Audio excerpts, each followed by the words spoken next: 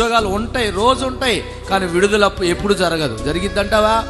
యేసయ్య వచ్చినప్పుడే, కపెర్నహూములోకి యేసయ్య వెళ్ళినప్పుడు, యెరికోలోకి యేసయ్య వెళ్ళినప్పుడు, ఆ యెరికోలో ఉన్న యేసయ్యను చూచిన ప్రజలు ఆయన దగ్గరకు వచ్చినప్పుడు, ఆయన సన్నిధిలో విశ్వాసంతో రక్తస్రావం కలిగిన స్త్రీ ఎలా వచ్చింది?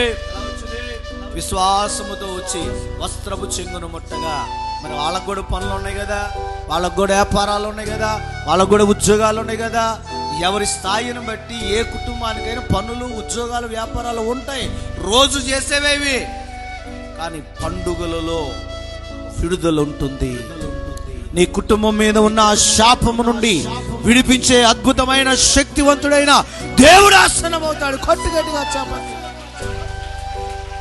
ఆ దేవుని సన్నిధిలో ప్రతిష్ఠించుకొని రావాలి. ప్రభువా, అన్న అయిపోయిన తర్వాత వస్తానయ్యా, పాటలు అయిపోయిన తర్వాత వస్తానయ్యా, ఆరాధన అయిపోయిన తర్వాత వస్తానయ్యా, చివరి ప్రార్థనకు వస్తానంటే ఏది విత్తుతావో అంటే ఆలస్యాన్ని విత్తావనుకో, నిర్లక్ష్యాన్ని విత్తావనుకో, మరి అదే కదా.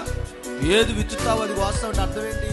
నువ్వు ఆలస్యంగా వచ్చావు మీటింగ్కి, నీ కార్యాలు కూడా ఆలస్యంగా అవుతాయి. నిర్లక్ష్యంగా వచ్చావు మీటింగ్కి, దేవుడు కూడా సర్వాధ్యార్థాలు, వీళ్ళకి అంత భక్తి లేదు, వీళ్ళకి అంత ప్రార్థన లేదు, అంత విధేయత లేదు, అంత యథార్థత లేదు, అంత అవసరమే ఉంది. వాడు పాడాయుని సర్వాధ్యార్థాలను దేవుడు కూడా నిర్లక్ష్యం చేస్తాడు. దేవుడు కూడా నిర్లక్ష్యం చేస్తాడు. అశ్రద్ధ చేసావనుకో, దేవుడు కూడా అశ్రద్ధ చేస్తాడు.